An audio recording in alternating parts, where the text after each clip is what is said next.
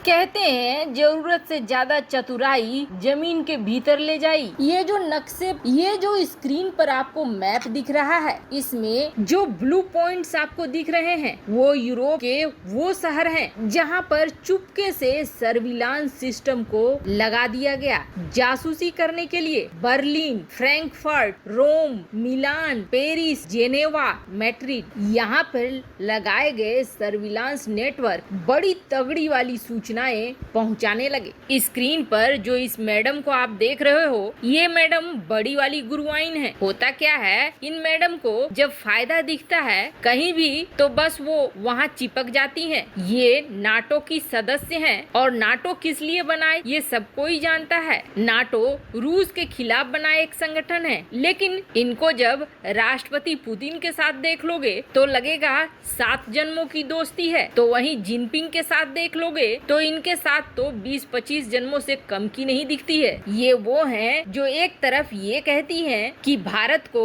Medical के क्षेत्र में ग्लोबल पावर बना के हमने गलती कर दी, तो वहीं दूसरी तरफ नाटो का भी फायदा उठाती हैं और रूस के बड़े गैस पाइपलाइन प्रोजेक्ट को भी लगाती हैं। तो वहीं दूसरी तरफ चीन के राष्ट्रपति जिनपिंग के साथ कई डील भी साइन कर लेती हैं। अब बताओ, हमारे देश में एक लोटा होता है जिसे बिन पेंदी का लोटा कहते हैं। ये किधर बैठेगा ये कहना बड़ा मुश्किल होता है। इनको देखकर ऐसा लगता है जैसे उस लोटे में और इनमें बड़ी समानता है। अब बताओ कैसे भरोसा किया जाए। यूरोपीय यूनियन और नाटो दोनों ही संगठनों में जहां अच्छे लोग हैं तो बुरे लोग भी हैं। अच्छे देश हैं जो एक सिद्धांत पर काम करते हैं, तो वहीं कुछ ऐसे दोगले देश भी हैं जो सिर्फ और सिर्फ अपना फायदा देखते हैं। जैसे तुर्की को ही ले लो आप, नाटो का सदस्य होते हुए भी वो रूस के साथ हथियारों को खरीदता है। वैसा ही जर्मनी का भी है। ऐसे में इनके ऊपर क्या जासूसी करना उचित नहीं है ताकि सही चीज की जानकारी मिलती रहे। दरअसल इस वक्त यूरोप में और अमेरिका में ठन गई है, मतलब कि पूरी तरीके से अमेरिका का गुट बिखरने की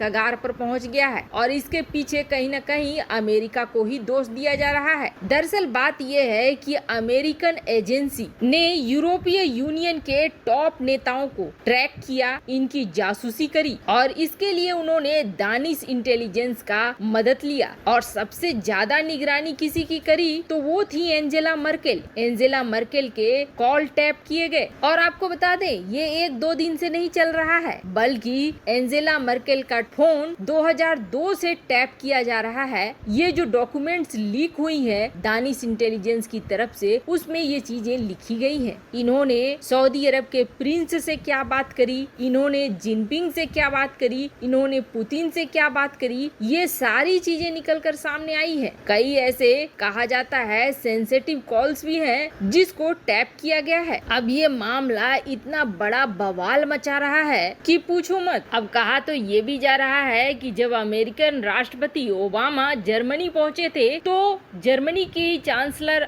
और ओबामा के बीच में जो बातचीत हुई थी वो भी टैप की गई थी, वो भी रिकॉर्ड की गई थी। ये बवाल ज्यादा ही बढ़ने लगा है, जिसके बाद यूरोपीय यूनियन के कई देश इस बवाल में कूद पड़े हैं और उनका कहना है कि हमें अमेरिका साफ साफ बताए कि आखिर क्या है मैटर, उन्होंने ऐसा क्यों किया। सहयोगियों के बीच विश्वास होना चाहिए, अगर विश्वास नहीं है तो फिर ये सहयोगी नहीं है। वैसे फिलहाल तो अमेरिका ने इस बात का कोई बड़ा जवाब नहीं दिया है। अमेरिका ने ये कहा है कि जो अमेरिकन एनएसए है उसको मॉनिटर करना पड़ता है बड़े नेताओं के फोन, ताकि ये देखा जा सके कि कहीं कोई आतंकवादी हमला उन नेताओं के ऊपर तो नहीं हो रहा है। लेकिन इसके पीछे कहानी कुछ और है, ये तो लगभग सबको ही पता है। अब एंजेला मर्केल सीधे अपने बड़े अफसर को भेज रही है सीआईए से डायरेक्ट पूछने के लिए कि आखिर सीआईए इस मामले को बताए कि उन्होंने ऐसा क्यों किया है। इस मामले में फ्रांस के राष्ट्रपति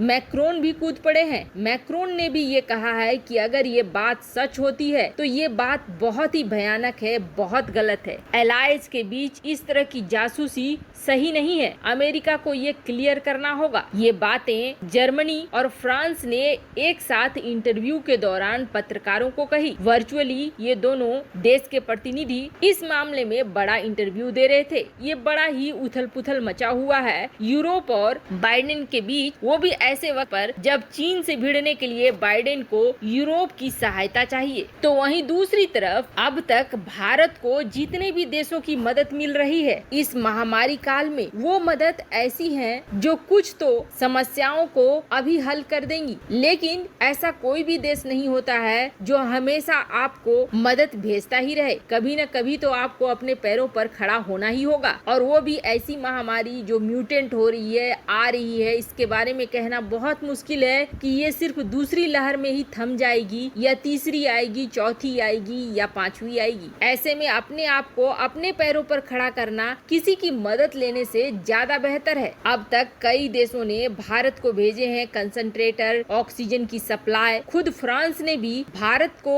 ऑक्सीजन की सप्लाई भेजने के लिए इंडो पैसिफिक इलाके में फ्रांस और भारत के बीच एक पूरा चैनल बना लिया, जिसकी वजह से भारतीय नेवी बड़े आसानी से 180 मीट्रिक टन ऑक्सीजन फ्रांस से लेकर भारत आ पाई। पर इसके अलावे सबसे पहले ही फ्रांस ने भारत की जड़ मजबूत करने की पेशकश करी थी, और जिसके कारण फ्रांस ने जब सारे देश कंसंट्रेटर और ऑक्सीजन की सप्लाई कर रहे थे, फ्रांस ने भारत को 8 जनरेटर दिए थे ताकि भारत खुद का ऑक्सीजन उत्पादन कर सके। वैसे तो ये महामारी अब ढलान पर आ चुकी है, लेकिन फिर भी फ्रांस भारत को मजबूत बनाने के लिए भारत को 16 और ऑक्सीजन जनरेटर बाकी मेडिकल सप्लाई के साथ दे रहा है, ताकि भारत इन ऑक्सीजन जनरेटर्स को अपने देश में स्थापित कर ले। साथ ही साथ कई डिवाइस भी दे रहा है, जिससे इन जनरेटर से निकाले गए ऑक्सीजन को सिलेंडरों में जमा भी किया जा सकता है और एक जगह से दूसरे जगह तक पहुंचाया भी जा सकता है। अभी जो 16 ऑक्सीजन जनरेटर्स फ्रांस भेज रहा है, वो एक साथ 4000 लोगों को